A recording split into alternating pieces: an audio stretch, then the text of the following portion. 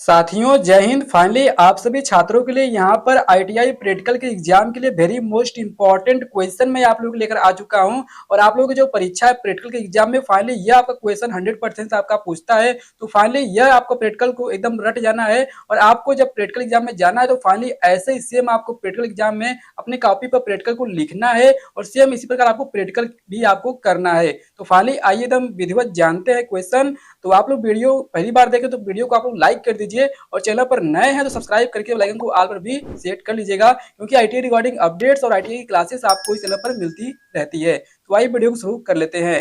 तो फ्रेंड्स यहाँ पर देखिए आज के लिए यहाँ पर प्रैक्टिकल जो है आपका यहाँ पर दिया गया है ओम के नियम को आरोपित करके परिपथ के पैरामीटर्स को सत्यापित करना।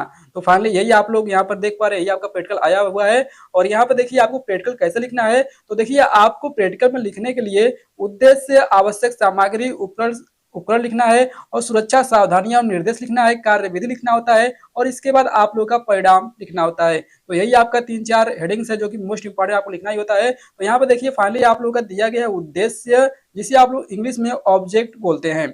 इसके बाद देखिए आप लोगों का दिया गया है ओम के नियम को आरोपित करके परिपथ के पैरामीटर्स को सत्यापित करना। तो देखिए आप लोगों का जो एग्जाम में प्रैक्टिकल का जो क्वेश्चन आता है वही आप लोगों का उद्देश्य रहता है, वही आपका ऑब्जेक्ट रहता है। ठीक है, तो उद्देश्य में सेम वही आपको अपना क्वेश्चन पेपर में जो क्वेश्चन आया है वही आपको लिखना है। इसके बाद देखिए आपको प्रैक्टिकल दौरान कौन कौन सी आप लोग आवश्यक उपकरण सामग्री का प्रयोग करते हैं वही आपको लिखना होता है। यहाँ पर देख पा रहे दिया गया हेडिंग आवश्यक उपकरण और सामग्री, इसेंशियल ऑपरेटर्स मटेरियल्स यहाँ पर दिया गया है। तो देखिए आपका यहाँ पर पहला जो उपकरण है आपका यहाँ पर दिया गया है स्क्रू ड्राइवर 150 में। आपको साइज भी लिखना है और कितना पीस आप लोग लेंगे वो भी आपको लिखना होता है। तो स्क्रू ड्राइवर देखिए 150 का है एक पीस और एमआई टाइप आपका ए मीटर है 0 से 1 एम्पियर का एक पीस है। रिहोस्टेड है आपका 20 ओम का 3.7 एम्पियर का एक पीस है। और प्रतिरोध है आप लोगों का 10, 20, 50 ओम का और 5 वाट का रहेगा प्रत्येक एक पीस। और कनेक्टिंग लीड आप लोगों का रहेगा 14 बाई 0.2 mm का रहेगा। और ग्राफ सीट आपका रहेगा एक पीस। और इसके बाद आपका रहेगा एमसी एमीटर, ठीक है, 0 से 500 मिली एम्पियर। और आपका एमसी टाइप आपका वोल्ट मीटर रहेगा जो कि 0 से 15 वोल्ट का। और एसपी टाइप आपका स्विच रहेगा, सिंगल फेज स्विच आपका 6 एम्पियर से लेकर के 250 एम्पियर। और प्रतिरोध आप लोग का रहेगा 20 ओम से लेकर के 2 वाट का रहेगा। और पीवीसी इंसुलेटेड कॉपर वायर रहेगा आप लोगों का। और 20 वोल्ट बैटरी 12 वोल्ट बैटरी आप लोगों का है। और इसका 60 एएच क्षमता या डीसी परिवर्ती पावर सप्लाई 0 से 3 वोल्ट और 2 एम्पियर का आपका रहेगा। तो फाइनली आवश्यक उपकरण सामग्री आप लोग का इतना रहेगा। इसके बाद आप लोगों का रहेगा सुरक्षा सावधानियां एवं निर्देश। यहाँ पर देख पा रहे हैं सेफ्टी प्रिकॉशंस इंस्ट्रक्शंस दिया गया है। तो आपको सुरक्षा सावधानियां में आपको कम से कम 5 या 6 सावधानियां आपको लिखना ही पड़ेगा। तो यहाँ पर देखिए पहला आपका है दोनों मीटर मूविंग क्वायल प्रकार के प्रयुक्त करें। और नेक्स्ट है आपका दोनों मीटरों को परिपथ में उनके उपयुक्त सिरों को धनात्मक एवं ऋणात्मक का ध्यान रखते हुए संयोजित करें। और तीसरा आपका संयोजन भली भांति कसे हुए हों। चौथा है आपका प्रयोग करते समय लोड प्रतिरोध का तापमान बढ़ने न दें। इसके बाद आप लोगों का है कार्य विधि। आप लोगों का उद्देश्य, आवश्यक सामग्री, उपकरण लिखने के बाद इसके बाद आपका जो सुरक्षा साधारण निर्देश है उसको लिखने के बाद आप लोगों को कार्य विधि लिखना होगा, वर्किंग मेथड। यहाँ पर देखिए फाइनली आपका ए दिया गया है धारा तथा वोल्टेज के मध्य संबंध स्थापित करना जबकि प्रतिरोध नियत हो।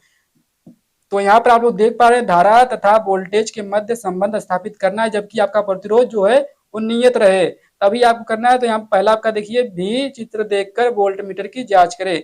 भी का मतलब आप लोगों का वोल्ट मीटर है, ठीक है, भी आपका सिंबल है वोल्ट मीटर का। तो वोल्ट मीटर को आपको चेक कर लेना है।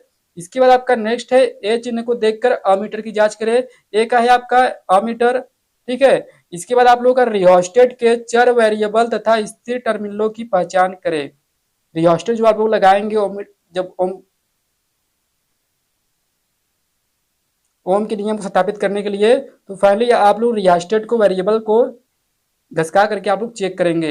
इसके बाद देखिए आपका चौथा दिया गया है परिपथ के अवयवों को चित्रानुसार संयोजित करें। यहाँ पर फाइनली आप लोग देख पा रहे हैं, पहले इसी प्रकार आप लोगों को कनेक्शन करना है कि आपका एम्पियर मीटर, वोल्ट मीटर कहाँ लगाना है, रियोस्टेट कैसे लगाना है, इसके बाद स्विच कहाँ लगाना है, 12 वोल्ट की सप्लाई कैसे देना है, ठीक है। इसी प्रकार आपको परिपथ बना लेना है। इसके बाद आप लोग यहाँ पर 5वां में देख पा रहे हैं, दिया गया है मीटर के पैमाने के लघु तथा बड़े भागों के मानों को जांच करें।